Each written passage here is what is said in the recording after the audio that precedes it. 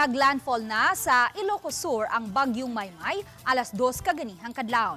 Samtang karong hapon katapusang nabantayan ang sentro sa bagyo haduol sa Gamo, Isabela.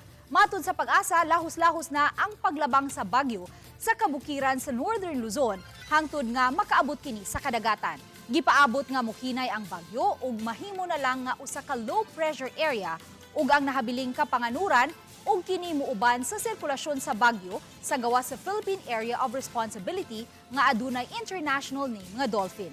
Giisa gihapon ang wind signal number 1 sa daghang bahin sa Luzon.